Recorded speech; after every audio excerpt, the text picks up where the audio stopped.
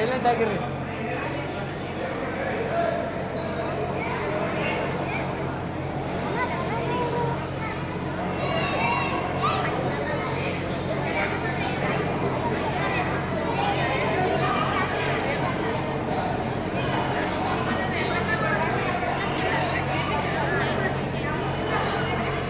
ಅಣ್ಣ ಯಾವ ಹುಡುಗರು ಬರೋದು ವಿಡಿಯೋ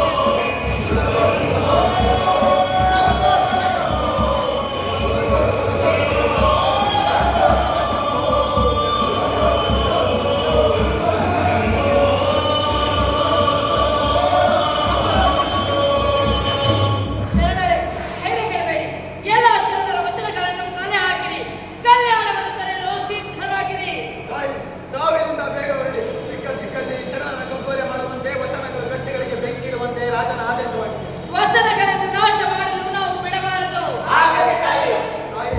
ರಾತ್ರಿ ನಡೆಯಬಾರದು, ನಡೆದೇ ಹೋಯಿತು. ಏನದು ಚಿಕ್ಕಣ್ಣ? ಪ್ರಭು ಬಿಚ್ಚಳರ ಕೊಲೆ. ಪ್ರಭು ಬಿಚ್ಚಳರ ಕೊಲೆ. ಕೊಲೆಯ ಆಪದನೆಯನ್ನು ಶರಣನ್ನು ಹೊತ್ತಿದ್ದಾರೆ ತಾಯಿ. ಏನು ಇದು ಘೋರ ಅನ್ಯಾಯ. ಇದನ್ನು ಪರಿಹರಿಸಲೇಬೇಕು. ತಾಯಿ, ಯುವರಾಜ ಗೋವಿಂದನನ್ನು ಎತ್ತಿ ಕಟ್ಟಿದ್ದಾರೆ. ಸೈನಿಕರು ಶರಣರ ಬೆನ್ನು ಹತ್ತಿದ್ದಾರೆ. ನಾವು ಇಲ್ಲಿಂದ ಬೇಗ ಹೊರಡುವುದೇ ಕ್ಷೇಮ. ಸರಿ, ಹಾಗಾದರೆ ನಡೆಯಿರಿ. ಶರಣರ ಆತ್ಮದಲ್ಲಿರುವ ವಚನ ಸಾಹಿತ್ಯವು ನಾಶವಾದೀತು. ಅದಕ್ಕೆ ನಾವು ಅವಕಾಶ ಕೊಡಬಾರದು. ತಾಯಿ, ನಮಗೇನಾದರೂ ಆಗಲಿ, ಆದರೆ ವಚನದ ಕಟ್ಟಡಗಳನ್ನು ರಕ್ಷಿಸುವುದು ಹೇಗೆ? ಅವರೇನೇ ಮಾಡಲಿ, ಅದಕ್ಕೊಂದು ಪ್ರತಿತಂತ್ರವನ್ನು ಹೂಡಲೇಬೇಕಿದೆ. ವಚನಗಳನ್ನಷ್ಟೇ ಅಲ್ಲ, ನಾವೀಗ ನಮ್ಮ ಆತ್ಮರಕ್ಷಣೆಯನ್ನು ಮಾಡಿಕೊಳ್ಳಬೇಕಿದೆ. ಸಂದರ್ಭ ಬಂದರೆ ಕತ್ತಿಯನ್ನು ಸಹ ಹಿಡಿಯಲು ನಾವು ಸಿದ್ಧರಾಗಿರಬೇಕು. ಈ ವಿಚಾರವನ್ನು ಕೂಡಲೇ ಎಲ್ಲ ಶರಣರಿಗೆ ತಿಳಿಸಿರಿ.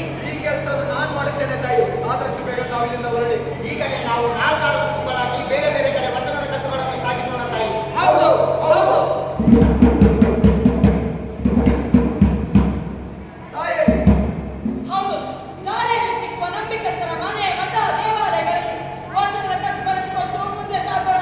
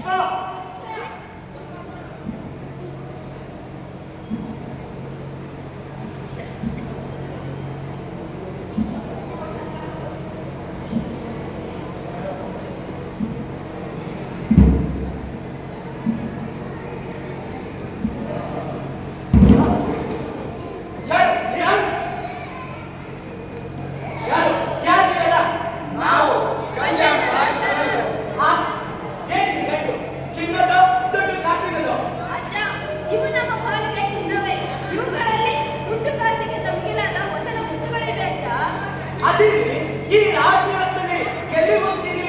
ಪ್ರಭು ವಿಜ್ಜಲರ ಕೊಲೆಯಾಗಿದೆ. ಬಸವಣ್ಣನವರು ಕಲ್ಯಾಣ ಬಿಟ್ಟು ಹೋಗಿದ್ದಾರೆ. ವಚನದ ಕಟ್ಟುಗಳನ್ನು ರಕ್ಷಿಸಲು ನಾವು ಊರಿಗೆ ಬಂದಿದ್ದೀವಲ್ಲ. ಅದೇ ನಿನ್ ಕತಿ, ಸ್ವಲ್ಪ ಬಿಡಿಸಿ ಹೇಳಪ್ಪ. ಹಾ, ಹೇಳ್ತೀನಿ, ಕೇಳಿ. ಒಂದೇ ಬಣ್ಣ ನಾವು ಒಂದೇ ಬಣ್ಣ, ಒಂದೇ ಬಣ್ಣ ನಾವು ಒಂದೇ ಬಣ್ಣ, ಒಂದೇ ಬಣ್ಣ ನಾವು ಒಂದೇ ಬಣ್ಣ, ಒಂದೇ ಬಣ್ಣ ನಾವು ಒಂದೇ ಬಣ್ಣ.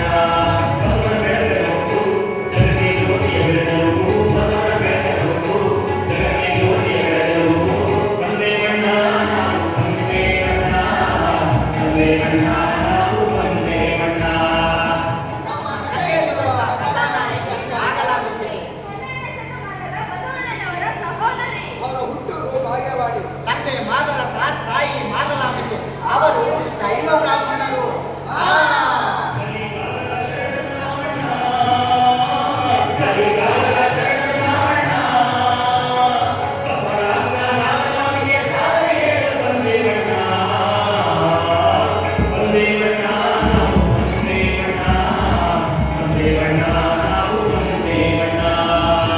ನಾಗರಾಜನಿಗೆ ತಂದೆ ತಾಯಿಯವರ ಮುಂದಿನ ಮಗಳಾಗಿದ್ದರು. ಗಂಡು ಮಕ್ಕಳೆಂದು ಓದುವ ಸ್ವತಂತ್ರ ಅವಳಿಗಿರಲಿಲ್ಲ. ನೀನಾದರೂ ಗಂಡಾಗಬಾರದಿತ್ತೆ ಎಂದು ಅವರ ತಂದೆ ತಾಯಿ ಹೊರಗುತ್ತಿದ್ದರಂತೆ.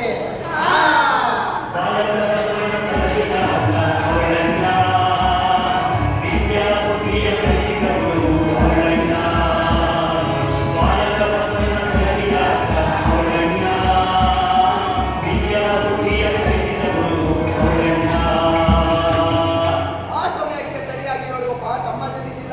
ಆತನೇ ಬಸವಣ್ಣ. ನಾಗರಾಜನಿಗೆ ಬಸವಣ್ಣನಿಗೆ ತಾಯಿಯಾಗಿ ಗುರುವಾಗಿ ಬೆಳೆಸಿದರು. ಜೋ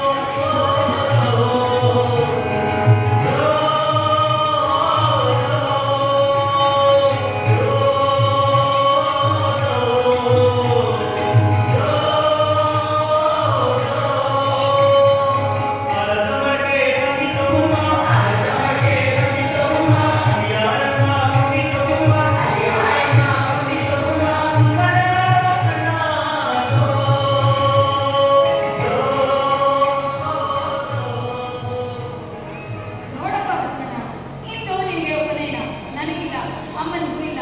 ಇನ್ನು ಹೆಣ್ಣು ಗಂಡು ಅನ್ನೋ ತಾರತಮ್ಯ. ಈ ತಾರತಮ್ಯ ಹೋಗಲಾಡಿಸೋ ಪುಣ್ಯಾತ್ಮ ಈ ಭೂಮಿಗೆ ಯಾವಾಗ ತೋರಿಸ್ತಾನೋ ಏನೋ. ಅಕ್ಕ, ನೀನೇಕೆ ಕೊಡುಗೆ? ಹಿಂದೆ ಈ ಪ್ರಶ್ನೆಯನ್ನು ತಂದೆಯ ಬಳಿ ಕೇಳಿ. ಯಾವ ಪ್ರಶ್ನೆ ಬೇಡಪ್ಪ, ಅಪ್ಪ ನನ್ನನ್ನೇ ಬೇಕು. ನೀನು ನಡೆಸು. ಬಾಳಪ್ಪ ಬಸವ, ಬಾ ಕೂತ್ಕೋ. ಅಪ್ಪ, ನಂಗೊಂದು ಪ್ರಶ್ನೆ. ನಿನ್ನ ಪ್ರಶ್ನೆನಿದ್ದರೂ ನನ್ನ ಹೇಳು. ಮೊದಲು ಪುರೋಹಿತರುಗಳನ್ನು ಕೇಳು. ಅಲ್ಲಪ್ಪ, ನನಗಿಂತಲೂ ಮೊದಲೇ ಹುಟ್ಟಿದ ಅಮ್ಮ ಆತನಿಗಿಲ್ಲದ ಈ ಉಪನಯನ ನನಗೇಕೆ? ಶೂದ್ರರ ಹೊಟ್ಟೆಯಲ್ಲಿ ಹುಟ್ಟಿದ ನಾನು ಶೂದ್ರರ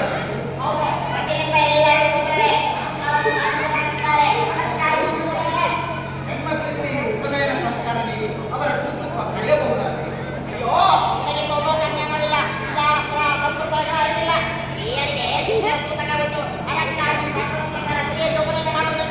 ಬಸವ, ದೊಡ್ಡವರಿಗೆ ಅದೆಲ್ಲ ಪ್ರಶ್ನೆ ಕೇಳಬಾರದು. ಪುರೋಹಿತರೇ, ಕಾರ್ಯ ಮುಂದುವರಿಸಿ.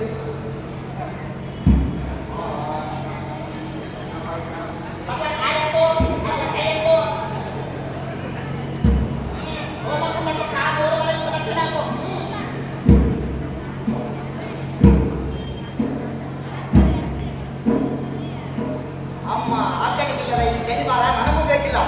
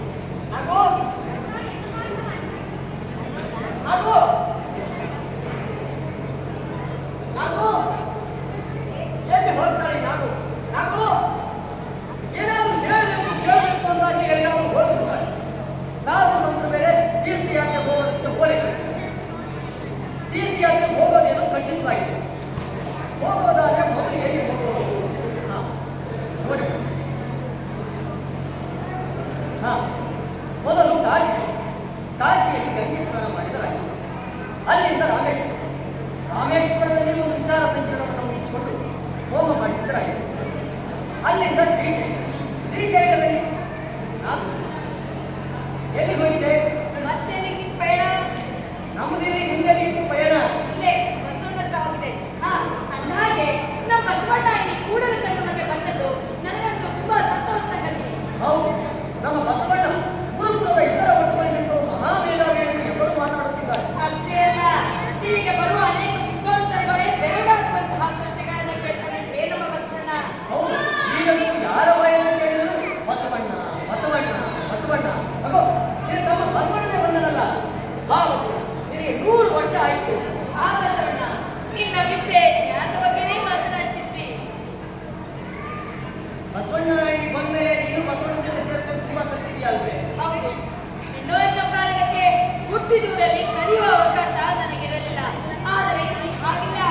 ಇಲ್ಲಿ ಈಗಲೇ ನನಗೆ ಗುರು. ಅಕ್ಕ, ಬಾಲ್ಯದಲ್ಲೇ ನನ್ನೊಳಗೆ ವಿಚಾರದ ಜ್ಯೋತಿಯನ್ನು ಬೆಳಗಿಸಿದ ಗುರುಮಾತೆ. ಇದಕ್ಕೆಲ್ಲ ಕಾರಣ ಅಂದು ನಾನು ಕೇಳುತ್ತಿದ್ದ ಪ್ರಶ್ನೆಗಳಿಗೆ ನೀನು ಕೊಡುತ್ತಿದ್ದ ಉತ್ತರ.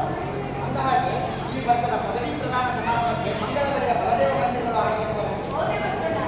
ಅಂದು ನೀವು ಮಾವ ಇಬ್ಬರು ಬರಬೇಕು. ನಾನೇನೋ ಬರೋಣಪ್ಪ, ಆದರೆ ನಿಮ್ಮ ಮಾವ ಬರುದೇ ಅನುಮಾನ. ಏಕೆ ಮಾವ, ನೀವು ಬರೋದಿಲ್ಲ? ಇಲ್ಲ, ಕಾಶಿ ರಾಮೇಶ್ವರ ತೀರ್ಥಕ್ಷೇತ್ರ ಅಂತಂದು ಧರ್ಮದ ಅರಿವು, ದೇವರ ಬಗ್ಗೆ ಚಿಂತನ ದೇವರು ಧರ್ಮ ಇಲ್ಲಿಲ್ಲ.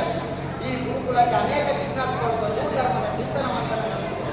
ತೀರ್ಥಕ್ಷೇತ್ರಗಳ ಹುಚ್ಚು ಹೀಗೆ ಅಕ್ಕನ ಜೊತೆ ಇಲ್ಲಿಯ ಚಿಂತನ ಮಂಥನದಲ್ಲಿ ಭಾಗವಹಿಸಬಾರದು. ಬಸವಣ್ಣ, ನಿಮ್ಮ ಮಾವನ ಬಗ್ಗೆ ನಿನಗಿನ್ನೂ ಸರಿಯಾಗಿ ತಿಳಿದಿಲ್ಲವಪ್ಪ. ಅವರಿಗೆ ದೇವರು, ಧರ್ಮ, ಚಿಂತನ ಮಂಥನ ಬೇಕಿಲ್ಲ. ಪ್ರವಾಸ ಬೇಕು. ಆಧ್ಯಾತ್ಮದ ಬಗ್ಗೆ ಸ್ವಲ್ಪವೂ ಆಸಕ್ತಿ ಇಲ್ಲ. ಕೇಳಿದೀನಪ್ಪ ನೀನು ಅಕ್ಕನ ಮಾತನ್ನ. ನನಗೆ ಆಧ್ಯಾತ್ಮದ ಬಗ್ಗೆ ಹಸಿವಿಲ್ಲದೆ ಹೋಗಿದ್ದೆ. ನಾನು ಯಾಕಪ್ಪ ಸಾಧು ಸಂತರ ಜೊತೆ ತೀರ್ಥಯಾತ್ರೆ ಹೋಗ್ತಿದ್ದೆ? ಅವ ತೀರ್ಥಕ್ಷೇತ್ರಗಳ ಪ್ರವಾಸ ಮಾಡುವವರು ದೇವರನ್ನು ಎಲ್ಲಿ ಬೇಕಾದರೂ ಕಾಣಬಹುದು. ಸಾಕಪ್ಪ ಸಾಕು. ಅಕ್ಕ ತಮ್ಮ ಇಬ್ರು ಒಂದೇ ಗಡಿ ಪಡೆದು ನಿಮ್ಮನ್ನು ವಾದದಲ್ಲಿ ಸೋಲ್ಸಕ್ಕಾಗತ್ತಾ? ನಾನು ಹೋಗ್ತೀನಿ. ಅವ ಹೋಗಿ ಬಿಡು ಬಸವಣ್ಣ, ನೀನ್ ಬಾಯ್ಲಿ. ನಿನ್ನೆ ನೀನೇನೋ ದೇವರ ಬಗ್ಗೆ ಹೇಳ್ತಿದ್ದೀರಲ್ಲ, ಏನದು? ದೇವರು ಎಲ್ಲೆಲ್ಲೂ ಇರುವಂತಹ ಶಕ್ತಿ.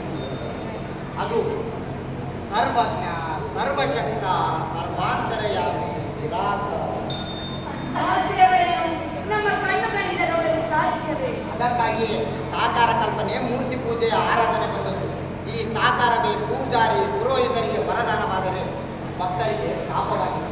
ಅದಕ್ಕಾಗಿಯೇ ಆ ನಿರಾಕಾರ ದೇವರ ಸಂಕೇತವಾಗಿ ಈ ಇಷ್ಟಲಿಂಗವನ್ನು ಧರಿಸಿದೆ. ಇಷ್ಟಲಿಂಗ ಏನಿದು ಬಸವಣ್ಣ? ಇದು ಪಿಂಡಾಂಡ ಬ್ರಹ್ಮಾಂಡದ ಸಂಕೇತ. ಈ ಲಿಂಗದೊಳಗೆ ಪಿಂಡಾಂಡದ ತತ್ವ ಅಡಗಿದ್ದರೆ ಇದರ ಹೊರಕವಚವು ಬ್ರಹ್ಮಾಂಡದ ತತ್ವವನ್ನೇ ಸಂಕೇತಿಸುತ್ತದೆ. ಇದನ್ನು ಯಾರು ಬೇಕಾದರೂ ಮುಟ್ಟಿ ಪೂಜಿಸಬಹುದೇ? ಓಹೋ, ಬಡವ, ಶ್ರೀಮಂತ, ಹಿಂದುಳಿದವ, ಮುಂದುವರಿದವ, ಸ್ತ್ರೀ, ಪುರುಷ ಎನ್ನದೆ ಇದನ್ನು ಯಾರು ಬೇಕಾದರೂ ಮುಟ್ಟಿ ಪೂಜಿಸಬಹುದು. ಅಕ್ಕ, ಇದನ್ನು ಜಗದಗಲ ಮುಗಿಲಗಲ ನಿಗೆಯಗಲ ನಿಮ್ಮಗಲ ಪಾತಾಳದಿಂದಲೇ ಅತ್ತತ್ತ ನಿಮ್ಮ ಶ್ರೀಚರಣ, ಬ್ರಹ್ಮಾಂಡದಿಂದಲೇ ಅತ್ತತ್ತ ನಿಮ್ಮ ಶ್ರೀಮಕುಟ, ಅಗಮ್ಯ ಅಗೋಚರ ಅಪ್ರತಿಮಲಿಂಗವೇ ಕೂಡಲ ಸಂಗಮ ದೇವಯ್ಯ, ಎನ್ನ ಕರಸ್ಥಳಕ್ಕೆ ಬಂದು ಚಿಲುಕಾಗಿವೆಯ. ಅಕ್ಕ, ಬಹುದಿನದ ನನ್ನ ಶೋಧನೆಯ ಫಲ. ನಿನ್ನ ಶೋಧನೆ ಮೆಚ್ಚುವಂತದ್ದೇ ಬಸವಣ್ಣ. ದೇವರ ಬಗೆಗೆ ನಿನ್ನ ವಿವರಣಾ ಪದ್ಯವೇ ಸರಳ, ಸುಂದರ, ಅರ್ಥಗರ್ಭಿತ. ಇದು ಪದ್ಯವಲ್ಲ, ವಚನ. ಇದನ್ನು ಗದ್ಯವಾಗಿಯೂ ಹೇಳಬಹುದು, ಪದ್ಯವಾಗಿಯೂ ಆಡಬಹುದು. ಅಂದು ನಿನಗೆ ಜನಿವಾರ ಸಂಸ್ಕಾರವಿಲ್ಲವೆಂದು ಅದನ್ನೇ ಬೆಂಕಿಗೆ ಸಿಗುತ್ತೆ. ನೀನಂದು ಹೇಳಿದೆಯಲ್ಲ, ಸ್ತ್ರೀಯರಿಗೆ ಧಾರ್ಮಿಕ ಸ್ವತಂತ್ರ ಇಲ್ಲ, ಅವಳು ದೇವರನ್ನು ಮುಟ್ಟಿ ಪೂಜೆ ಮಾಡುವ ಆ ಅವಕಾಶವನ್ನು ಹೇಗೆ ಕಲ್ಪಿಸುವುದು ಎಂದು ಚಿಂತಿಸುತ್ತೇನೆ.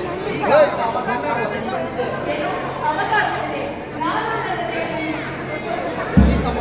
ನೀನು ಒಪ್ಪಿಕೊಂಡರೆ ಇಷ್ಟಲಿಂಗ ದೀಕ್ಷೆಯ ಮೂಲಕ ನಿನ್ನ ದೇವರನ್ನು ನೀನೇ ಮುಟ್ಟಿ ಪೂಜಿಸಬಹುದು. ಇದಕ್ಕಿಂತ ಪುಣ್ಯದ ಕಾರ್ಯ ಇನ್ನೇನು ಬೇಕು? ನೀವೇ ನನಗೆ ಗುರುವಾಗಿ ಇಷ್ಟಲಿಂಗ ದೀಕ್ಷೆ ನಿರ್ವಹಿಸಿದರೆ ನನಗಿಂತ ಭಾಗ್ಯಶಾಲಿ ಯಾರು? ಬಸವಣ್ಣ, ಶ್ರೀಗುರುದ ಉದ್ಧಾರ ಮಾತ್ರವಲ್ಲ, ಮರುಗಳ ಉದ್ಧಾರವು ನಿನ್ನಿಂದಾಗಲಿ. ಶ್ರೀ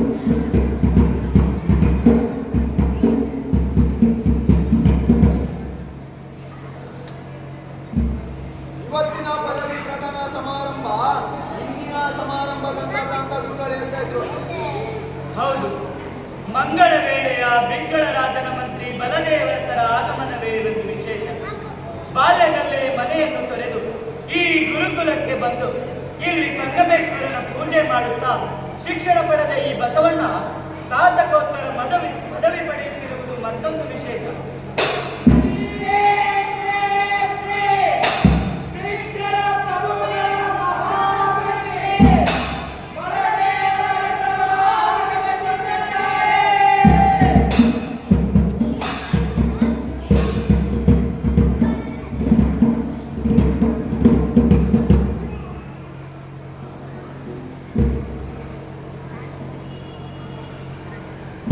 ಬಲದೇವರ್ಸರೆ, ಈ ಮಗು ಯಾರು? ಗುರುಗಳೇ, ಇವಳು ನನ್ನ ಮಗಳು ಗಂಗಾಂಬಿಕೆ. ಇನ್ನು ಕಾರ್ಯಕ್ರಮ ಪ್ರಾರಂಭಿಸೋಣವೇ? ಆಗೋದು ಗುರುಗಳೇ. ಬಸವಣ್ಣ, ನಾಗಮ್ಮ,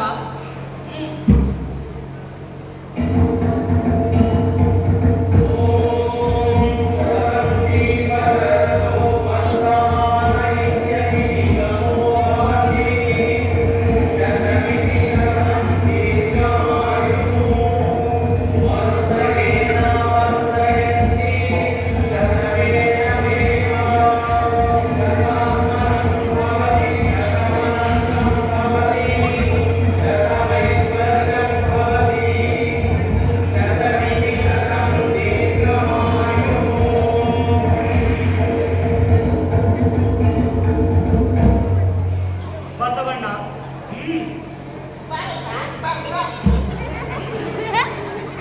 ಗುರುವೃಂದಕ್ಕೆ ಪ್ರಣಾಮಗಳು, ಗೆಳೆಯರಿಗೆ ವಂದನೆಗಳು, ಹಿರಿಯರಿಗೆ ನಮಸ್ಕಾರಗಳು. ಇಲ್ಲಿಯ ಗುರುವರ್ಗ ನನಗೆ ಸುಜ್ಞಾನದ ಸುಲೆಯನ್ನೇ ಧಾರೆಯಾಗಿದೆ. ಅಂತಹ ಗುರುಕುಲದ ಗುರುವೃಂದಕ್ಕೆ ನಾನು ಋಣಿಯಾಗಿದ್ದೆ. ನನ್ನ ಬೆಳವಣಿಗೆಯ ಹಿಂದಿರುವ ಮತ್ತೊಂದು ಶಕ್ತಿ ನನ್ನ ಒಡಹುಟ್ಟಿದಾಗ ನಾಗರಾಜ. ಅವಳೇ ನನ್ನಲ್ಲಿ ನೈತಿಕ ಶಕ್ತಿ ತಿರುಗಿ ವಿಚಾರದ ಬೀಜ ಬಿತ್ತಿ ಜೀವಪರ ಕಾಳಜಿ ಉದಯಿಸಲು ಕಾರಣವಾಗಿದೆ.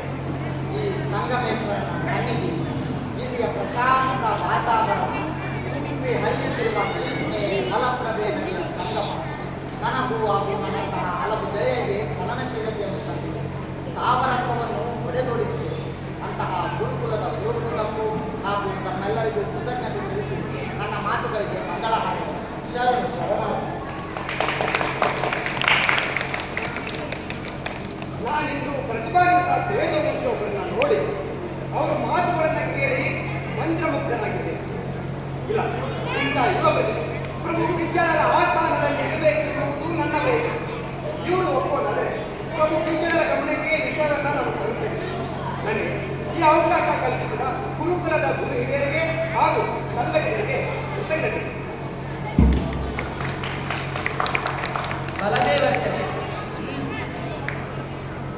ನಮ್ಮ ಗುರುಕುಲದ ಬೆಳಕು ಬಸವಣ್ಣ, ಅವನೊಂದು ಮಾಣಿಕ್ಯ. ಅವನೇ ಹೇಳಿದಂತೆ ಅವನ ಅಕ್ಕ ನಾಗರಾಂಬಿಕೆ ಎಲೆ ಮರಿಯ ಕಾಯುತ್ತಿದ್ದು ಈ ಜ್ಯೋತಿ ಬೆಳಗಲು ಎಣ್ಣೆ ಬತ್ತಿಯಾದವಳು. ಇಂತಹ ಅಪರೂಪದ ಸಮಾರಂಭಕ್ಕೆ ಬಲದೇವರ್ಸರು ಆಗಮಿಸಿರುವುದು ತುಂಬಾ ಸಂತೋಷ. ಅವರಿಗೂ ಶುಭ ಕೋರಿ ನಮ್ಮ ನುಡಿಗಳಿಗೆ ಮಂಗಳ ಹೇಳುತ್ತೇವೆ. ಶರಣು ಶರಣಾರ್ಥಿ.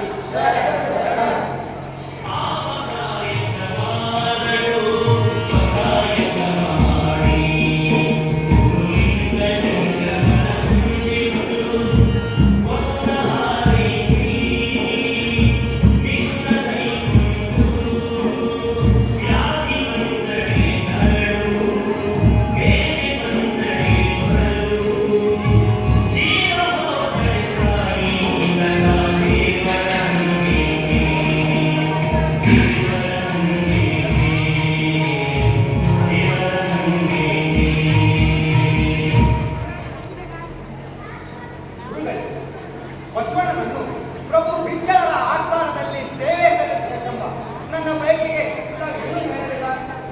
ಬಸವಣ್ಣ ಎಷ್ಟೇ ವಿನಯವಂತನಾಗಿದ್ದರೂ ಕೆಲವು ವಿಷಯಗಳಲ್ಲಿ ಹಠವಾದಿ. ಕಾಯಕವೇ ಕೈಲಾಸ ಎನ್ನುವುದು ಅವನ ಸಿದ್ಧಾಂತ. ನಿಮಗೊಂದು ಗುಟ್ಟನ್ನು ಹೇಳಬೇಕು. ಗುಟ್ಟೆ ಅದೇನು ಗುರುಗಳೇ? ಬಸವಣ್ಣ ಬಾಗೇವಾಡಿಯ ಮಾದರಸ ಮಾದಲಾಂಬಿಕೆಯ ಸುಪುತ್ರ. ಮಾದರಸ ಮಾದಲಾಂಬಿಕೆ ಬಾಲ್ಯವಾಗಿ. ಹಾಗಾದರೆ ಅವನು ನನ್ನ ಸೋದರನೇ ಆಗಿರಬೇಕು. ಅವನು ಹುಟ್ಟುವ ಮೊದಲೇ ನಾನು ಮಂಗಳ ವೇಳೆಗೆ ಬಂದ. ಆತನ ಅಕ್ಕನನ್ನು ಇಲ್ಲೇ ಪಕ್ಕದಲ್ಲಿರುವ ಬ್ರಹ್ಮಪುರಿಯ ಶಿವದೇವಯ್ಯ ಎನ್ನುವರಿಗೆ ಕೊಟ್ಟು ಮದುವೆ ಮಾಡಿದ್ದಾರೆ. ಗುರುಗಳೇ, ಆಕೆಯ ಪರಿಚಯವೂ ನನಗಿಲ್ಲ. ಗುರುಗಳೇ,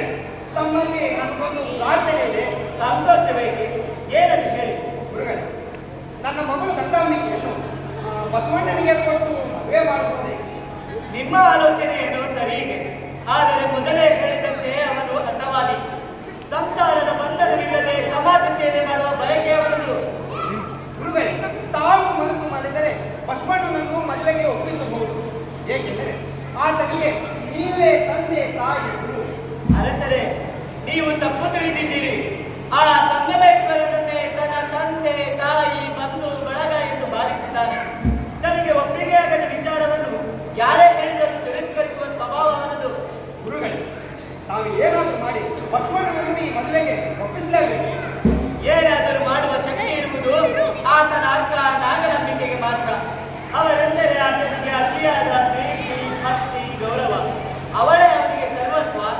ಹಾಗಾದ್ರೆ ಆಕೆಯನ್ನು ಕರೆಸುವುದು ಮಾತು ಹೇಳ್ತಾರಲ್ಲ. ಅದಕ್ಕೆ ಈಗಲೇ ಕರೆಸಿ ಮಾತನಾಡಿಸೋಣ. ರಾಮಾಚಾರಿ, ಅಕ್ಕ ನಾಗಮ್ಮನನ್ನು ಬರಗಳು. ಗುರುಗಳೇ, ಆತ ಆಕೆಯ ಮಾತನ್ನು ಕೇಳದಿದ್ದರೆ ಮುಂದೆ ತಾವು ನಿರಾಶರಾಗುವ ಅಗತ್ಯವಿಲ್ಲ. ಬಾ ತಾಯಿ, ಇವರ ಪರಿಚಯವಿದೆ. ಹಿಂದೆ ಪದವಿ ಪ್ರದಾನ ಸಮಾರಂಭದಲ್ಲಿ ಇವರನ್ನು ನೋಡಿದುಕೊಳ್ಳುವ ನಿನಗೊಬ್ಬ ಮಾವ ಇದ್ದನೆಂಬ ಸಂಗತಿ ನೆನಪಿದೆ. ನನಗೆ ಕೇಳಲೇ ಇದ್ದೇವ. ನಾನು ಹುಟ್ಟುವ ಮೊದಲೇ ಅವರು ಪ್ರಭು ಕಿಚ್ಚರದ ಆಸ್ಥಾನ ಸೇರಿದರೆಂದು ನನ್ನ ತಾಯಿ ಹೇಳಿದರು. ಈ ಬಲದೇವರ್ಸರೇ ನಿಮ್ಮ ಮಾವ. ಗುರುದೇವ, ನೀವು ಹೇಳುತ್ತಿರುವುದು ಅನುಮಾನ ಬೇಡ ತಾಯಿ. ಇವರ ಮೊದಲು ಗಂಗಾಂಬಿಕೆಯನ್ನು ನಿನ್ನ ಸಹೋದರ ಬಸವಣ್ಣನಿಗೆ ಕೊಟ್ಟು ಸೋದರಳಿಯನನ್ನಾಗಿ ಮಾಡಿಕೊಳ್ಳುವ ಇಚ್ಛೆ ಬಲದೇವರ್ಸರದು. ಇದರಲ್ಲಿ ನನ್ನದೇನಿದೆ ಗುರುದೇವ? ಬಸವಣ್ಣನ ಅಭಿಪ್ರಾಯಕ್ಕೂ ಮೊದಲು ಗಂಗಾಂಬಿಕೆಯನ್ನು ಒಂದು ಮಾತು ಕೇಳುವುದು ಉಚಿತವಲ್ಲವೇ? ನಿನ್ನ ಆಲೋಚನೆ ಏನೋ ಸರಿ, ಬಲದೇವರ್ಸರೇ, ಇದಕ್ಕೆ ನೀವೇನು ಹೇಳುತ್ತೀರಿ? ಗುರುಗಳೇ, ನನ್ನ ಇಚ್ಛೆಯೇ ನನ್ನ ಮಗಳ ಇಚ್ಛೆ ಹೋದರೆ ಆದರೂ ಮಂಗಳ ವೇಳೆಗೆ ಹೋದ ಮೇಲೆ ನಮ್ಮ ಮಗಳ ಇಚ್ಛೆಯನ್ನ ಕೇಳಿ ತಿಳಿಸುತ್ತೇವೆ. ಆಗಬಹುದು. ನಾಗಮ್ಮ, ಈ ವಿಷಯವನ್ನು ಸೂಕ್ಷ್ಮವಾಗಿ ಬಸವಣ್ಣನ ಹತ್ತಿರ ಮಾತನಾಡು. ಮುಂದಿನದನ್ನು ಆ ಸಂಗಮೇಶ್ವರನಿಗೆ ಬಿಡೋಣ. ಬಡೆ ಗುರುದೇವ. ಬನ್ನಿ, ಇಲ್ಲೇ ಪ್ರಸಾದ ಮಾಡೋಣ.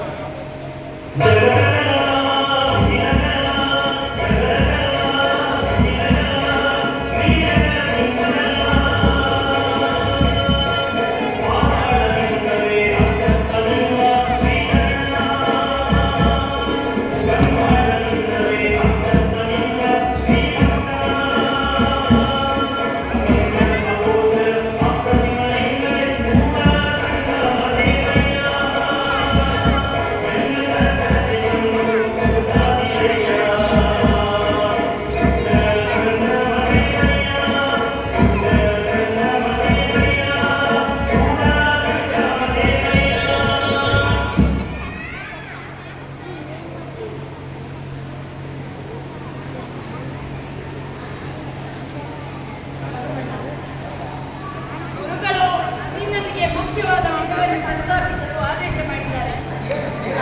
ನೀನು ನಿನ್ನ ಮುಂದಿನ ಬದುಕನ್ನು ಕಟ್ಟಿಕೊಳ್ಳಲು ಪ್ರಭು ವಿಚ್ಚಲರ ಆಸ್ಥಾನ ಸೇರಬೇಕೆಂಬುದೇ ಗುರುಗಳ ಆದೇಶ.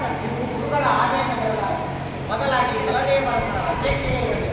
ಯಾರ ಅಪೇಕ್ಷೆ ಆದಲ್ಲಿ ಬಸವಣ್ಣ, ಇದರಿಂದ ನಿನಗೆ ಒಳ್ಳೆಯದಾಗಲಿ ಎನ್ನುವುದೇ ನನ್ನ ಅಭಿಲಾಷೆ. ಅರಸರ ವಿಚಾರ ನನಗೆ ಮುಖ್ಯತೆಯನ್ನು ಯೋಚಿಸುತ್ತಿದ್ದೇನೆ. ಇದರಲ್ಲಿ ಯೋಚನೆ ಮಾಡುವುದೇನಿಲ್ಲಪ್ಪ. ಬಲದೇವರಸರು ನಮಗೆ ಮಾವನಾಗಬೇಕು, ಅಲ್ಲದೆ ಅವ್ವತ್ತಿದ್ದರೆ ಹೆಸರನ್ನೇ ಗಳಿಸಿದ್ದಾರೆ. ಹೆಸರು ಗಳಿಸುತ್ತಿದ್ದೇವೆ, ವಿಚಾರಗಳ ಹೊಂದಾಣಿಕೆಯಾಗುತ್ತಿದೆ. ಈ ವಿಚಾರಗಳ ತಾಕಲಾಟದಿಂದ ತಾನೇ ನಾನು ಮನೆಗೆ ಹೋಗಬೇಕು. ಬಸವಣ್ಣ, ಇಂದಿನೆಟ್ಟನ್ನು ಈಗ ನೆನೆಸಿಕೊಂಡು ಏನು ಉಪಯೋಗ? ನೀನು ಹಾಗೆ ಮನೆ ಬಿಟ್ಟು ಬಂದಿದ್ದರಿಂದಲೇ ತಾನೆ ನೀನು ನೀನಾಗಿರುವುದು. ಏನೇ ಅವರು ಪ್ರಭುತ್ವದ ಜೊತೆ ಹೊಂದಾಣಿಕೆ ಮಾಡಿಕೊಳ್ಳಲು ಮನಸ್ಸು ಬಾರದು. ಪ್ರಭುತ್ವ ನಿನ್ನ ಕಾರ್ಯಗಳಿಗೆ ಅಡ್ಡಿ ಬಂದಾಗ ತಾನೆ ಹೊಂದಾಣಿಕೆ ಪಡೆದಿವರು. ಏನಾಗುವುದೋ ಎಂದು ಈಗ ಯೋಚಿಸುವುದು ಸರಿಯಲ್ಲ ಬಸವಣ್ಣ. ನೀವಿಬ್ಬರು ಇಲ್ಲೇ ಇರುವುದು ಒಳ್ಳೆಯದಾಯಿತು. ಅಕ್ಕ ನನ್ನನ್ನು ಮಂಗಳ ಬೆಡೆಗೆ ಹೋಗಲು ಒತ್ತಾಯಿಸುತ್ತಿದ್ದಾರೆ. ಅದರಲ್ಲಿ ತಪ್ಪೇನಿದೆ ಬಸವಣ್ಣ? ಯಾವ ಕಾಲಕ್ಕೆ ಏನಾಗಬೇಕೆಂದಿದೆಯೋ ಅದನ್ನು ತಡೆಯಲು ಯಾರಿಂದಲೂ ಸಾಧ್ಯವಿಲ್ಲ, ಅಲ್ಲವೇ ಬಸವಣ್ಣ? ಇಲ್ಲಿ ನಿನ್ನ ಓದು ಮುಗಿಯಿತು, ಇನ್ನು ಏನಾದರೂ ಕೆಲಸ ಹುಡುಕಿಕೋ. ನಾನು ಕೆಲಸ ಮಾಡುತ್ತಲೇ ಇದ್ದೇನಲ್ಲ ಗುರುಗಳೇ. ಈ ಕೆಲಸವೇ ಬೇರೆ, ಆ ಕೆಲಸವೇ ಬೇರೆ. ಇದರ ಹಿಂದೆ ಬಲದೇವರಸರ ಮತ್ತೊಂದು ಬಯಕೆ ಇದೆ ಬಸವಣ್ಣ. ಬಯಕೆ ಏನದು ಗುರುಗಳೇ? ಬಲದೇವರಸರ ಜೊತೆ ಬಂದಿದ್ದ ಯುವತಿಯನ್ನು ನೋಡಿದೆಯಲ್ಲವೇ? ನೋಡಿರಬಹುದು ಗುರುಗಳೇ. ಆ ಯುವತಿ ನಿಮ್ಮ ಮಾವನ ಮಗಳು. ಇಲ್ಲ, ವಿಚಾರವೇಕೆ ಗುರುಗಳೇ? ಆ ಯುವತಿಯನ್ನು ನಿನಗೆ ಕೊಟ್ಟು ಸೋದರನನ್ನಾಗಿ ಮಾಡಿಕೊಳ್ಳುವ ಇಚ್ಛೆ ಬಲದೇವರಸರದ್ದು. ನನಗೆ ಈ ಸಂಬಂಧ ಸೂತ್ರಗಳು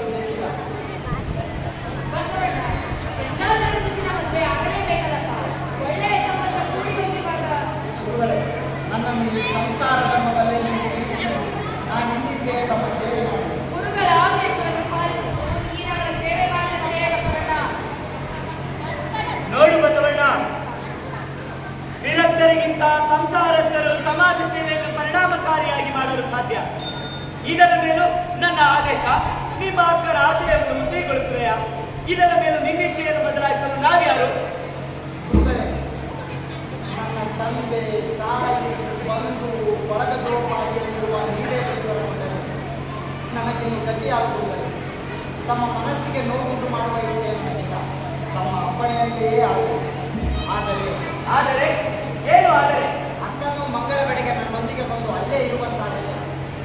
ಅದನ್ನು ನಾವೇ ಹೇಳಬೇಕಿದೆ. ಹೇಳು ಬಸವಣ್ಣ. ನಾಗಮ್ಮ, ಈ ವಿಷಯವನ್ನು ಸೂಕ್ಷ್ಮವಾಗಿ ಬಸವಣ್ಣನ ಹತ್ತಿರ ಮಾತನಾಡು. ಮುಂದಿನದನ್ನು ಆ ಸಂಗಮೇಶ್ವರನಿಗೆ ಬಿಡೋದು.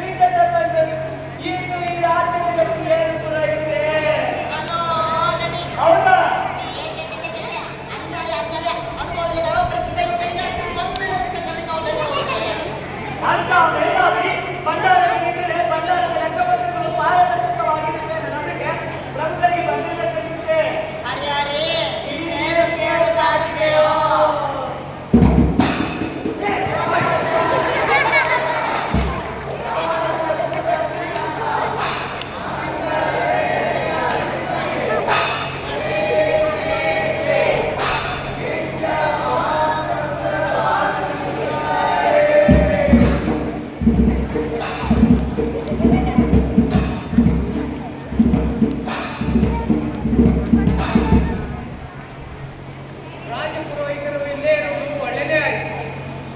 ಬಸವಣ್ಣನವರನ್ನು ಮುಖ್ಯ ಕರ್ಣಿಕರನ್ನಾಗಿ ಮಾಡಬೇಕೆಂಬ ಬಯಕೆ ನಮ್ಮದಾಗಿದೆ. ಅದಕ್ಕೆ ಅವರು ಕೂಡ ಒಪ್ಪಿಗೆ ಸೂಚಿಸಿದ್ದಾರೆ. ಇದಕ್ಕೆ ನಿಮ್ಮ ಅಭಿಪ್ರಾಯ?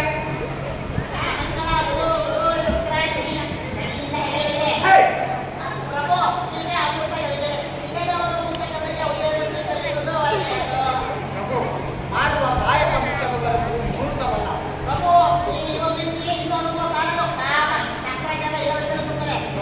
ನಾನು ಹೀಗೆ ಹೇಳುತ್ತೇನೆ ತಪ್ಪು ತಿಳಿಯಬಾರದು. ಈ ಪುರೋಹಿತ ಪರಂಪರೆಯವರು ಜನರಲ್ಲಿ ಸಾಮರಸ್ಯ ಕಂಡಿದ್ದಾರೆ. ಮೇಲು ಕೀಳು ಎಂಬ ಭಾವನೆ ಬಿಟ್ಟಿದ್ದಾರೆ. ಸ್ತ್ರೀ ಪುರುಷರಲ್ಲಿ ಭಿನ್ನತೆ ತಂದಿದ್ದಾರೆ.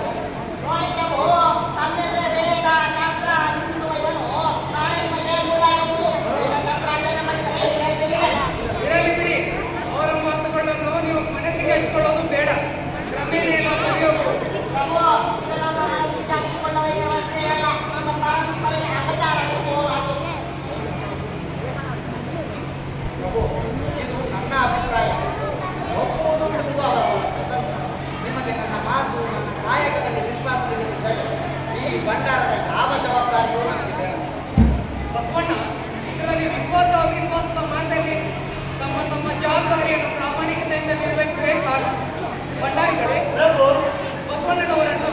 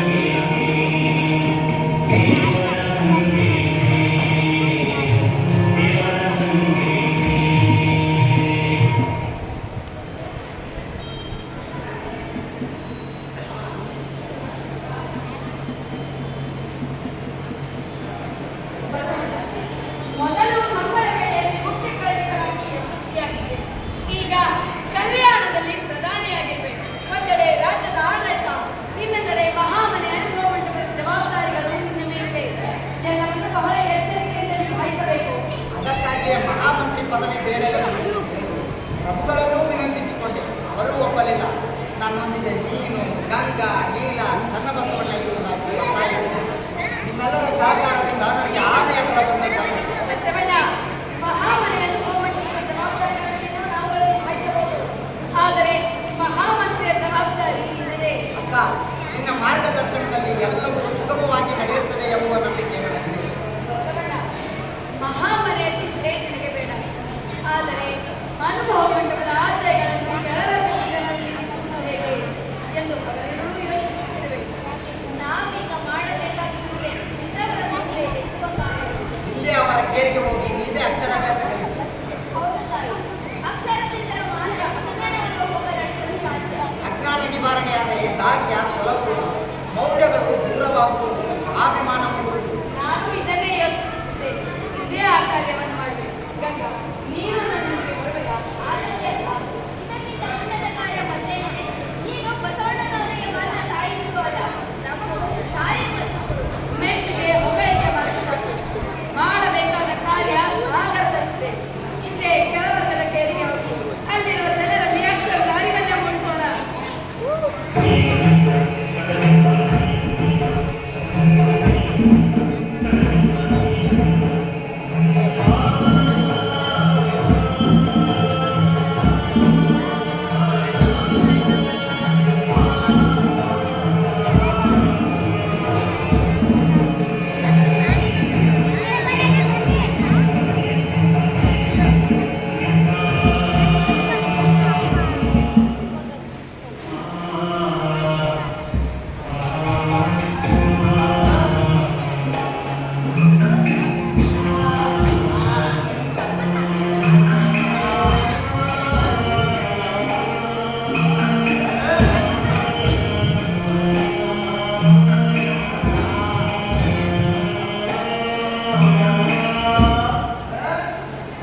ಅಯ್ಯೋ ತಾಯಂದ್ರ, ನೀವು ನಮ್ಮೊಟ್ಟಿಗೆ ಬರೋದೆ ಈ ಶ್ಯಾ ಮಹಾರಾಜಿಗೆ ಆ ಪಂಡಿತ್ ಹೇಳಿದ್ರೆ ನಮ್ಗೆ ಏನು ಶಿಕ್ಷೆ ಕೊಡ್ತಾರೋ ಏನೋ. ಊಟ ಇಲ್ಲಿಂದ ಹೋದ್ರ ನಿಮಗೂ ಒಳ್ಳೆಯದು, ನಮಗೂ ಒಳ್ಳೆಯದು. ಕೈ ಮುಗಿದು ಕೇಳ್ಕೊಡ್ತೀವಿ.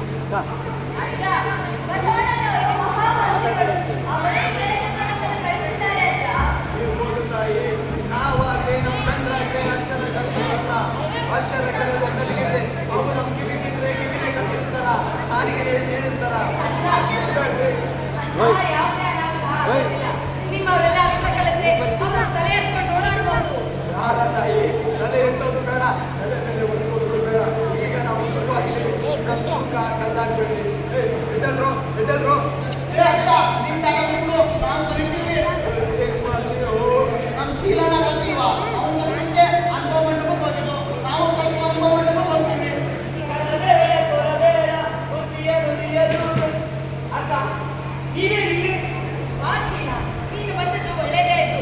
ನಿಮ್ಮವ್ರಿಗೆಲ್ಲ ಅಕ್ಷರ ಕಲಿಸ್ಬೇಕಂದ್ರೆ ಈ ಅಜ್ಜ ನಮ್ಮನೆ ಹೋಗುವಂತಿದ್ದಾರೆ. ಏ ಅಕ್ಕ, ನಿಂಗೆ ಇದೆಲ್ಲ ಗೊತ್ತಾಗಲ್ಲ. ತುಂಬಿರು, ನಾನು ಅಕ್ಕನ ಜೊತೆ ಸೇರಿ ಅಕ್ಷರಾಭ್ಯಾಸ ಮಾಡ್ತೀನಿ ನಮ್ಮ ಬೇಗ ಮಟ್ಟಿಗೆ. ಆಯ್ತಾ? ಈಗ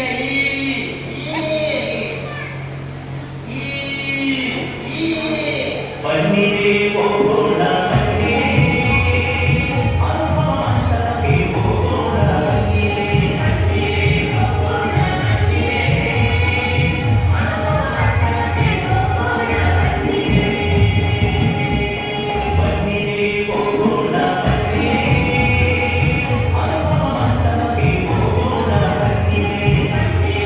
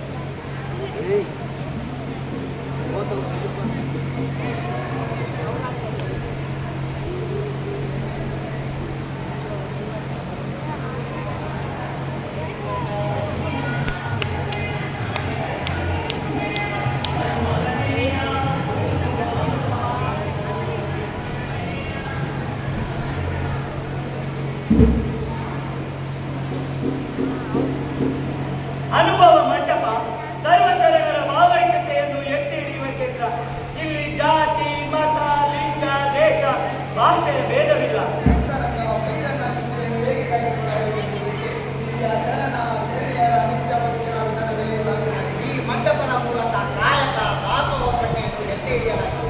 ಇಲ್ಲಿಯ ಇಷ್ಟಲಿಂಗದ ಮಹತ್ವವನ್ನು ಅರಿತ ಶರಣರು ಗುಡಿಗಳ ಹಂಗಿನಿಂದ ಹೊರಬಂದು ತಮ್ಮ ದೇಹವನ್ನೇ ದೇವಾಲಯವಾಗಿಸಿಕೊಂಡಿದ್ದಾರೆ. ಶೀಲದ ಬಗ್ಗೆ ಇದ್ದ ಸಾಂಪ್ರದಾಯಿಕ ಅಭಿಪ್ರಾಯಕ್ಕೆ ಹೊರತಾಗಿ ಇದ್ದುದಕ್ಕೆ ವಂಚನೆ ಮಾಡಿಕೊಂಡು ಇಲ್ಲದಿದ್ದುದಕ್ಕೆ ಕಡನ ಹೇಳದಿತ್ತು ಪರಜನ ಪರಸೊತ್ತಿಗೆ ಉದ್ದೇಶೀಲ ಎಂದು ಚನ್ನಬಸವಣ್ಣ ಹೇಳಿರುವುದು ಯೋಗ್ಯವಾಗಿದೆ.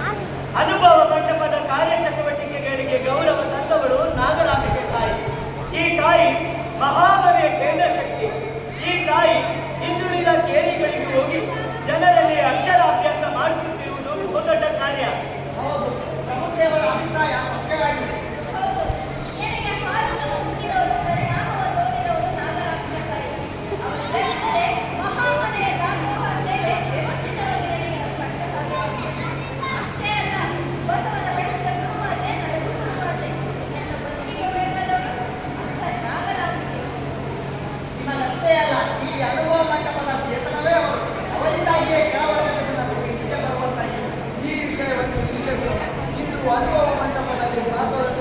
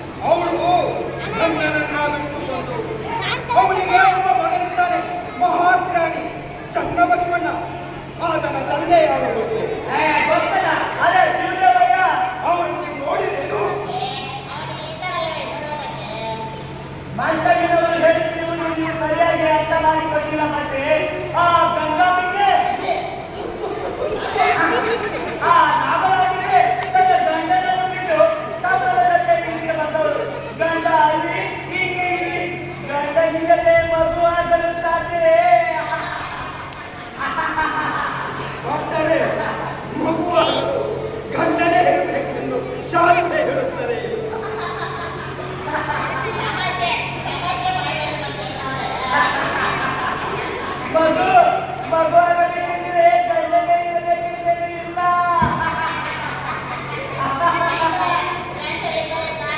ಯಾಕೋ? ಹುಡುಗಿರದಂತೆ. ಸತ್ತು ವ್ಯಭಿಚಾರದ ಪಿಂಡ ಅನುಭವ ಮಂಟಪದ ಷಟ್ ಸ್ಥಳಜ್ಞಾನಿ ಅವಳ ತಾಯಿ ಮಹಾಮನೆಯ ಮುಖ್ಯಸ್ಥರು ಶಾಸ್ತ್ರ ನಮ್ಮದೇ ಶನಿವಾರವನ್ನ ಬೆಂಕಿ ಕಿಕ್ಕಿಸದ ಅವಳ ತಮ್ಮ ಈ ನಾಡಿನ ಪ್ರಧಾನಿ. ಇವರೇ ಹೀಗಾದ್ರೆ ಇನ್ನು ಶರಣ ಶರಣೆಯರು ಲೋಹರ ಕಕ್ಕೆಯ ಚೂರ ಚಕ್ಕೆಯ ಸೂಳೆ ಸಂಕವೇ ದೋಸೆ ಪಿಂಡವೇ ಮಂಡದ ಮಾವೆಯ ಇವರು ಶರಣರು ಶರಣೆಯರು. ಆ ಬಸವಣ್ಣ ಈ ಶರಣರ ಶರಣ ಮಹಾಶರಣ. ಸಾಧುವಿಗೆ ಮಂತ್ರಿಗಳವರೇ, ಆ ಹೆಸರುಗಳನ್ನು ಕೇಳ್ತಿದ್ದರೆ ನಮ್ಮ ಕಿವಿಗೆ ಕಾಲಿಗೆ ಸೂತಕ ತಟ್ಟುತ್ತೆ. ಇನ್ನೊಂದು ವಿಷಯ ಗೊತ್ತೇ? ಏನು? ಅದೇ ವರ್ಣಾಂತರ ಮದುವೆ ವಿಷಯ. ವರ್ಣಾಂತರ ಮದುವೆ ವಿಷಯ? ಹಾ. ಮಾಧವರು ಬ್ರಾಹ್ಮಣರ ಸಂಬಂಧ ಬೆಳೆಸುತ್ತೆ. ರಾಮ ರಾಮ ಚಂದಮ ಪಾಪಮ.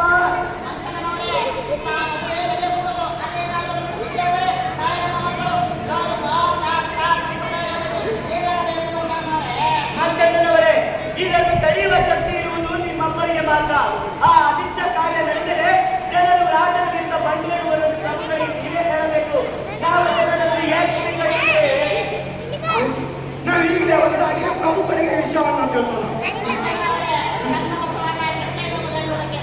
ಸಾಕ್ಷಿದೆ.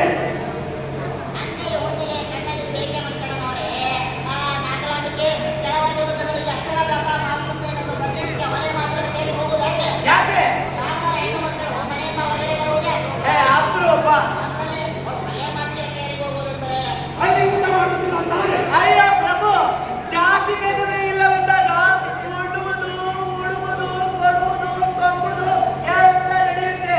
ಇನ್ನೊಂದು ವಿಷಯ ಗೊತ್ತೇ?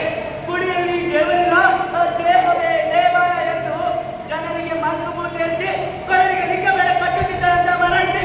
ಅನ್ಯಾಯ, ಪರಮ ಅನ್ಯಾಯ. ಮಂಗನ ಕೈಯಲ್ಲಿ ಮಾಣಿಕ್ಯ ಕೊಟ್ಟಂಗಾಯ್ತು.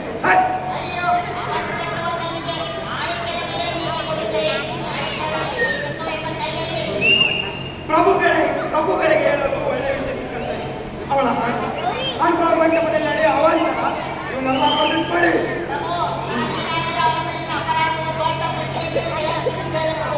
ಮಾಡ್ತಾರೆ. ಆದರೆ ಪ್ರಭುಗಳನ್ನ ಒಪ್ಪಿಸುವುದು ಅಷ್ಟು ಸುಲಭವಾದ ಮಾತಲ್ಲ.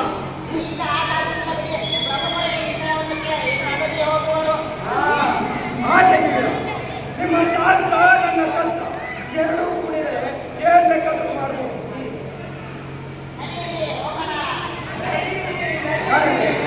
ಮೊರೆ ಹತ್ತಿ ಉಳಿದರೆ ನಿಲ್ಲಬಹುದಲ್ಲದೆ ಮರೆ ಹತ್ತಿ ಉಳಿದರೆ ನಿಲ್ಲಲಾರದು.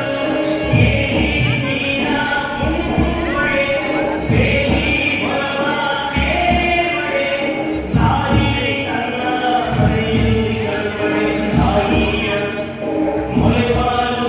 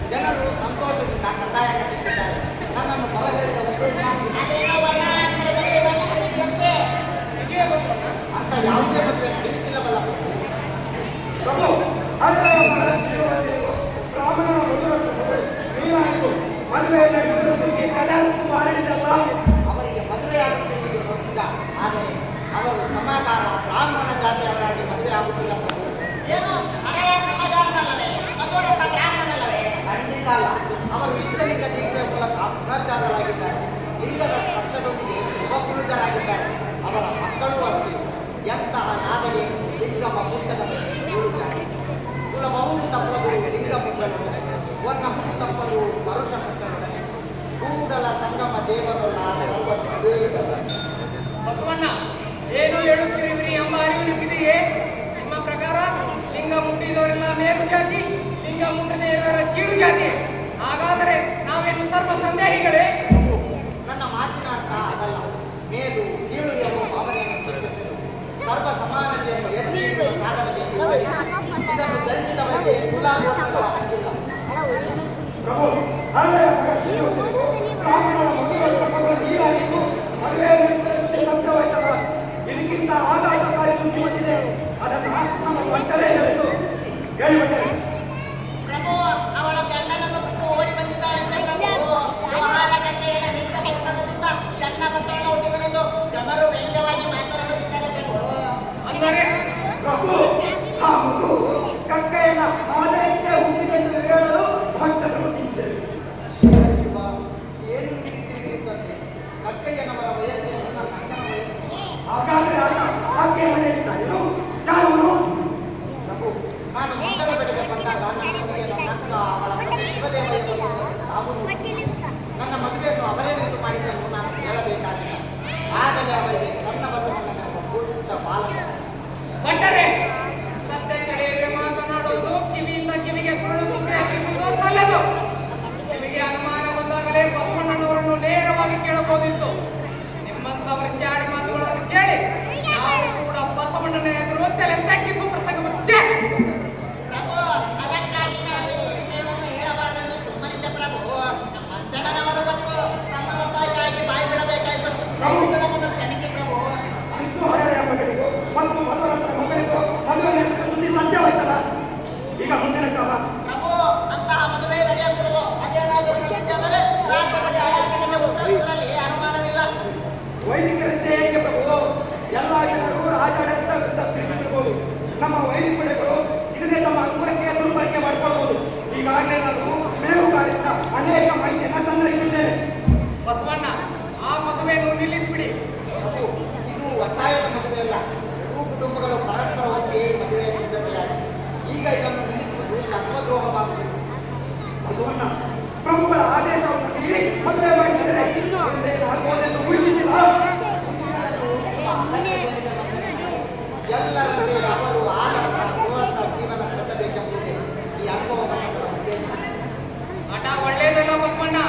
ನಿಮ್ಮ ಹಠದಿಂದ ಕಲ್ಯಾಣದಲ್ಲಿ ಕೋಲಾಹಲ ಆಗಬಹುದು. ಸನಾತನ ಧರ್ಮದ ಪರಿಪಾಲನೆ ಎಲ್ಲರ ಒಳಿತಿಗಾಗಿ ಅಲ್ಲವೇ? ಮಾನವರೆಲ್ಲ ಒಂದು ಎಂಬುವಾಗ ಸನಾತನ ಧರ್ಮ ಮಾನವರಲ್ಲಿ ಶ್ರೇಷ್ಠ ಕನಿಷ್ಠ ಎಂದು ಹೇಳಿದೆ. ಹಿರಿಯರಿಗೆ ಧಾರ್ಮಿಕ ಸ್ವತಂತ್ರವನ್ನು ಸನಾತನ ಧರ್ಮ ಕಲ್ಪಿಸಿದೆ. ಪ್ರಭು, ಸನಾತನವಾದದ್ದು ಎಂದು ಎಲ್ಲದಕ್ಕೂ ಒಪ್ಪಬೇಕಾಗಿಲ್ಲ. ಮಾನವರಲ್ಲಿ ಮದುವೆಯಾಗುವುದು ತಪ್ಪಲ್ಲ. ಅದನ್ನು ನಿಲ್ಲಿಸುವ ಅಗತ್ಯವೂ ಇಲ್ಲ. ಅದಕ್ಕಾಗಿ ಕೋಲಾಹಲ ನಡೆಯುವುದು ಎಂದರೆ ಅದು ಜನಸಾಮಾನ್ಯರಿದ್ದಲ್ಲ, ಪಟ್ಟವರ್ಗ ಹಿತಾಸಕ್ತರಿಗೆ. ಆದರೂ ಇನ್ನೊಮ್ಮೆ ಯೋಚಿಸಿ ನೋಡಿ ಬಸವಣ್ಣ. ಅದೇ ಮದುವೆ ನಾಳೆ ನಿಮ್ಮ ವಿಶ್ವಾಸಕ್ಕೆ ಅಡ್ಡಿಯಾಗಬಹುದು. ಪ್ರಭು, ಈ ಮದುವೆ ನಮ್ಮ ವಿಶ್ವಾಸಕ್ಕೆ ಎಂದೂ ಅಡ್ಡಿಯಾಗದು. ಸಾರ್ವಜನಿಕರ ಹಿತ ಕಾಪಾಡದಿದ್ದರೆ ಅಂತ ಅಧಿಕಾರ ಇದ್ದು ಪ್ರಯೋಜನವಾಗುವುದು. ಅಧಿಕಾರದಲ್ಲಿದ್ದಾಗ ಎಲ್ಲರೂ ಆದರ್ಶಗಳನ್ನು ಹೇಳುವರು. ಒಮ್ಮೆ ಅಧಿಕಾರದಿಂದ ಹೊರಬರಲಿ, ಆಗ ಅವರ ಆದರ್ಶಗಳು ಎಲ್ಲ ಕಳಿಸಿ ಬೀಳುವುದು. ಏನೆಂಬುದನ್ನು ಬಲ್ಲ ಮನುಷ್ಯನ. ಪ್ರಭು, ಈ ಅಧಿಕಾರದ ಆಸೆಯಿಂದಲೇ ಇವರು ಯಾರು ಸುಳ್ಳುತ್ತಾರೆ? ಸುಖ ಬಂದರೆ ಪುಣ್ಯದ ಫಲವೆಂದು, ದುಃಖ ಬಂದರೆ ಪಾಪದ ಫಲವೆಂದು ಕೂಡಲ ಸರ್ವಜ್ಞ. ಹಠ ಬೇಡ ಬಸವಣ್ಣ. ರಾಜ ಪ್ರಜಾಭಿಪ್ರಾಯಕ್ಕೆ ಮನ್ನಣೆ ಕೊಡಲೇಬೇಕು. ರಾಜನ ಆದೇಶವನ್ನು ಯಾರು ಉಲ್ಲಂಘಿಸಲಾಗದು. ಪ್ರಭು, ನನಗೆ ಅಧಿಕಾರಕ್ಕಿಂತ ಆದರ್ಶ ಮುಖ್ಯ. ನಿಮ್ಮ ಅಧಿಕಾರವನ್ನು ನಾನು ಒಪ್ಪಿಸುತ್ತಿದ್ದೇನೆ. ತೆಗೆದುಕೊಳ್ಳಿ ನಿಮ್ಮ ಅಧಿಕಾರವನ್ನು.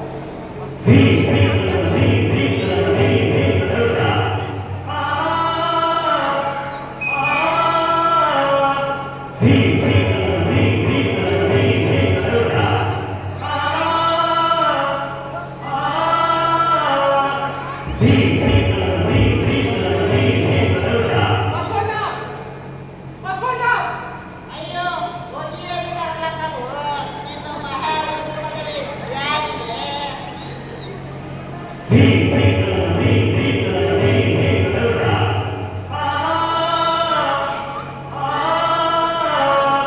He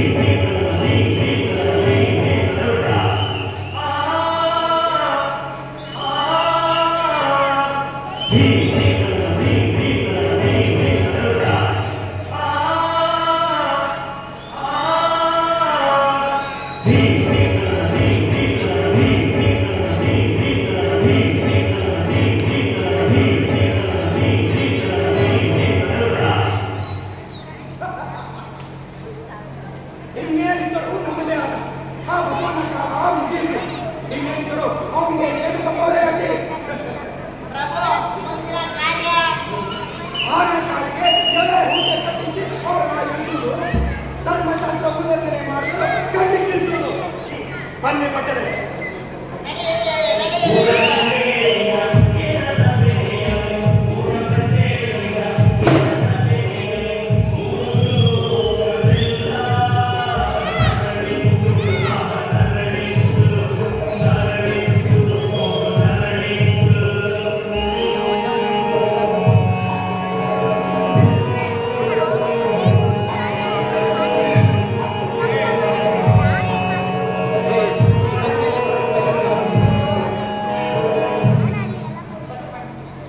ನೀನೇ ಹೀಗೆ ಧೈರ್ಯಗೆಟ್ಟರೆ ನಮಗೆ ಗತಿಯಾದ ಏನಾಗುವುದೋ ಆಗಲಿ. ನಾನು ನನಗಾಗಿ ಚಿಂತಿಸುತ್ತಿಲ್ಲ, ನಮ್ಮ ಆದರ್ಶಗಳಿಗಾಗಿ ಮಕ್ಕಳ ಬದುಕನ್ನು ಬರೆಯುವುದು. ಇದು ನೀವಾಡುವ ಮಾತು. ಆದರ್ಶಕ್ಕಾಗಿ ಅಧಿಕಾರವನ್ನೇ ತ್ಯಜಿಸಿದ ನೀವು ನನಗೆ ಅಧಿಕಾರಕ್ಕಿಂತ ಆದರ್ಶ ಮುಖ್ಯ ನಿಜ. ಆದರೆ ಈ ಸಂಪ್ರದಾಯಬದ್ಧ ಸಮಾಜ, ಪುರೋಹಿತ ಪರಂಪರೆಯವರು ಪಟ್ಟಬದ್ಧ ಹಿತಾಸಕ್ತರು. ಇದಕ್ಕೆ ಏನು ಬೇಕಾದರೂ ಕುತಂತ್ರ ಮಾಡಬಹುದು. ಅವರೇನು ಮಾಡುತ್ತಾರೋ ಮಾಡಲಿ. ಅವರು ನನ್ನ ಅಕ್ಕನ ಶೀಲವನ್ನೇ ಅನುಮಾನಿಸಬಹುದು.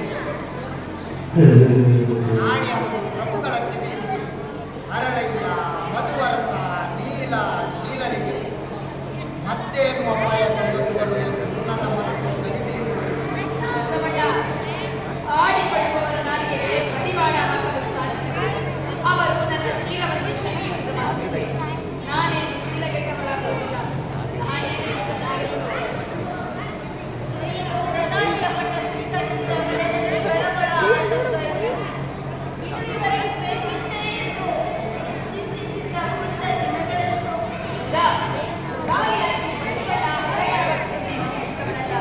ಹಾಗಂತ ರಾಜ್ಯಕ್ಕೆ ನ್ಯಾಯ ಒದಗಿಸಲು ಇದ್ದಕ್ಕಿಲ್ಲ. ಲಿಂಗಪೂಜೆ ನಿಲ್ಲಿಸಿಲ್ಲ. ಇದೆಲ್ಲ ನಡೆದಿದೆ ಅಂದ್ರೆ ಎಲ್ಲ ಕಾರಣ ನೀವು. ನಾವು ನಿಮಿತ್ತ ಮಾತ್ರ, ನಿಮ್ಮ ಸಂಪರ್ಕವೇ ಇದಕ್ಕೆಲ್ಲ ಕಾರಣ. ನೀವು ಸಹಕಾರ ಕೊಡದಿದ್ದರೆ ಈ ಬಸವಣ್ಣ ಎಂದೋ ಹೇಳ ಹೆಸರಿಲ್ಲದಂತಾಗುತ್ತದೆ. ನೀನೇನೇ ಹೇಳಿ ಬಸವಣ್ಣ, ನಿನ್ನ ಕಾರಣಕ್ಕಾಗಿ ನಾನು ಗೌರವವನ್ನು ಮಾಡುತ್ತೇನೆ. ಈಗ ನಾನು ಏನು ಮಾಡಬೇಕೆಂಬುದು ನಿನ್ನ ಅಭಿಪ್ರಾಯ? ಮೊದಲು ಆ ಮಕ್ಕಳ ಮದುವೆ ಮಾಡೋಣ. ಏನಾಗುತ್ತೋ ಆಗಲಿ. ಹಾಗೆ ಎಲ್ಲರೂ ಸೇರಿ ಅವರ ಕಲ್ಯಾಣವನ್ನು ಅನುಭವ ಮಂಟಪದಲ್ಲಿ ನೆರವೇರಿಸಿದ್ದಾರೆ. ಆಗಲಿ. ಅಂಜಿದರೆ ಮಾಡಲು ಅಡುಗಿದರೆ ಮಾಡಲು ಪಂಚರೊಳಗೆ ಈ ಕಡೆ ಮಾಡಲು ತಪ್ಪಲು ಹೋರಾಟವಿಲ್ಲ. ತಪ್ಪುಲತೆಗೆ ಬಂದರೆ ಆಗದು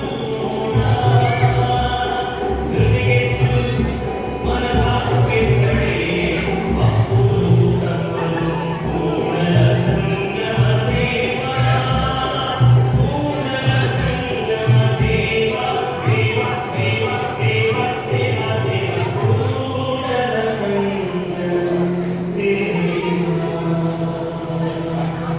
ನಿನ್ ಕಥೆ ಕೇಳಿದ್ರ ಎಂತವರ ಕಣ್ಣಲ್ಲೂ ನೀರು ಬರುತ್ತಮ್ಮ. ಆ ಪಾಪಿಗಳನ್ನ ಕೊಲೆ ಮಾಡುವಂತ ಸಿಟ್ಟು ಬರುತ್ತೆ. ನಿಮ್ಮ ವಚನದ ಕಟ್ಟುಗಳನ್ನು ಸಂರಕ್ಷಿಸಲು ನಾನು ಸಹಾಯ ಮಾಡುತ್ತೇನೆ. ಆಗಲಿ ಅಜ್ಜ. ಈಗ ತಾಯಿ ಎಲ್ಲಿದ್ದಾಳಮ್ಮ? ಶರಣರೇ, ಶರಣರೇ, ಅಗೋ ಅಜ್ಜ, ಆ ತಾಯಿ ಇಲ್ಲೇ ಬಂದಿದ್ದಾರೆ. ಶರಣರೇ, ಶರಣರೇ. ತಾಯಿ, ಈ ಕಾಡಿನಲ್ಲಿ ಹೀಗೆ ಭೇಟಿಯಾಗುತ್ತೇವೆ ಎಂದು ನಾವು ಭಾವಿಸಿರಲಿಲ್ಲ. ಈ ಉಳವಿಯ ಕಾಡು ಬಹಳ ಭಯಂಕರವಾದುದು. ಇಂಥ ಕಾಡು ನಮಗೆ ವಾಸಕ್ಕೆ ಸೂಕ್ತ. ರಕ್ಷಣೆ ಪಡೆಯಲು ಇದಕ್ಕಿಂತ ಯೋಗ್ಯವಾದ ಸ್ಥಳ ಮತ್ತೊಂದಿಲ್ಲ. ಕದಂಬ ರಾಜ್ಯದ ರಾಣಿ ಮೈಲಾಳ ದೇವಿಯವರು ಮೊದಲೇ ನಮಗೆ ಮರಣದ ವ್ಯವಸ್ಥೆ ಮಾಡಿದ್ದು. ನೆಮ್ಮದಿಯಿಂದ ಉಸಿರಾಡುವುದಕ್ಕಾಗಿ ಯೋಗ್ಯವಾದ ಸ್ಥಳವೇ ನಮಗೆ ಸಿಕ್ಕಿತು. ಆದರೆ ನಮಗೆ ಬೆನ್ನೆಲುಬಾಗಿದ್ದ ಬಸವಣ್ಣನೇ ಇದನ್ನು ಮಾಡುತ್ತಿಲ್ಲ. ಅವನೇ ನಮಗೆ ದೊಡ್ಡ ರಕ್ಷಣೆಯಾಗಿದ್ದ. ಅವನು ಕೂಡಲ ಸಂಗನಲ್ಲಿ ಐಕ್ಯನಾದ ಸುದ್ದಿ ಬಂದಿದೆ. ಅಣ್ಣ,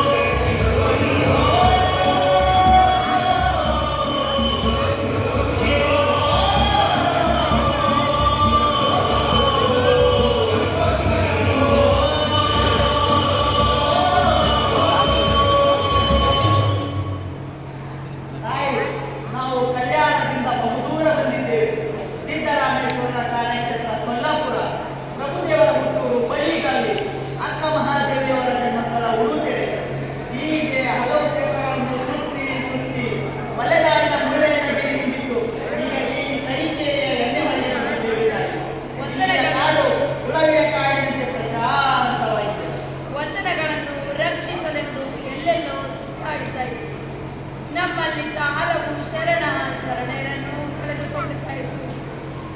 ಬಸವಣ್ಣ ಕಲ್ಯಾಣ ಬಿಟ್ಟು ಹೋಗಬೇಡಿ ಎಂದು ಮಿತ್ರರ ಪ್ರಭುಗಳು ಅಂಗದಾಚಿ ಬೇಡಿಕೊಂಡರು. ಬಸವಣ್ಣನವರು ಕೇಳಿದ್ದರೆ ಆಗುವುದೆಲ್ಲ ಆಗಿ ಹೋಗಿದೆ. ಈಗ ಅದರ ಬಗ್ಗೆ ಹಳಹಳಿಸಿ ಏನು ಉಪಯೋಗ? ಬಸವಣ್ಣ ಕಲ್ಯಾಣ ಬಿಟ್ಟು ಹೋದ ಮೇಲೆ ಕಲ್ಯಾಣದ ಬಣ್ಣ ಬದಲಾಯಿತು. ಕಲ್ಯಾಣದ ಪ್ರಣತೆ ಒಡೆದು ಚೂರಾಯಿತು. ತಾಯಿ, ನಮ್ಮ ಇದುವರೆಗಿನ ಪರಿಶ್ರಮ ಸಾರ್ಥಕವಾಗಿದೆ. ದಿನದಿಂದ ದಿನಕ್ಕೆ ಈ ಎಣ್ಣೆ ಹೊಳೆಯ ಅನುಭವಕ್ಕೆ ಧರ್ಮಾಸಕ್ತರು ಬರುತ್ತಿದ್ದಾರೆ. ಆಗಬಹುದು. ನನಗೀಗ ಮೊದಲಿನಂತೆ ಪ್ರಯಾಣ ಮಾಡಲು ಆಗುವುದಿಲ್ಲ. ನಾನು ಇದೇ ಶರಣರ ಸೇವೆ ಮಾಡಿದೆ. ಆಗಬಹುದು ತಾಯಿ, ನಾವು ಹೀಗೆ ಜ್ಞಾನದಾಸಗಳ ಕಾಯಕವನ್ನು ಮಾಡಬಹುದು. ಆಗಬಹುದು. ಈಗಾಗಲೇ ವಚನದ ಕಟ್ಟುಗಳು ಭಕ್ತರ ಮನೆ ಮಠ ದೇವಾಲಯಗಳನ್ನು ಸೇರಿದ್ದಾಗಿದೆ. ಅವುಗಳ ಪ್ರತಿ ಮಾಡಿಸಿ ಬೇರೆ ಜನರಿಗೆ ತಲುಪಿಸುವ ಕಾರ್ಯ ಮಾಡಬೇಕೇ. ಈ ವಿಚಾರದಲ್ಲಿ ತಾವೇ ನಮಗೆ ಮಾರ್ಗದರ್ಶನ ಮಾಡಬೇಕು ತಾಯಿ. ಮಾರ್ಗದರ್ಶನ ಮಾಡುವ ಶಕ್ತಿ ಈ ಎರಡು ನನ್ನಲ್ಲಿ ಉಳಿದಿಲ್ಲ. ಏಕೆ ತಾಯಿ, ತಮ್ಮಲ್ಲೋ ನಿರಾಶೆ? ನನಗೀಗ ಬಸವಣ್ಣ ಚಂದ ಬಸವಣ್ಣ ಕರೆದಂತಾಗಿದೆ. ಕೂಡಲ ಸಂಗಮ ಉಳವಿಯ ನೆನಪು ನನ್ನನ್ನು ಕಾಡುತ್ತದೆ. ನನಗೀಗ ಸಂಪೂರ್ಣ ವಿಶ್ವಾಸ ತೆಗೆದುಕೊಂಡು ನೀವಿನ ಹೊರಡಿ.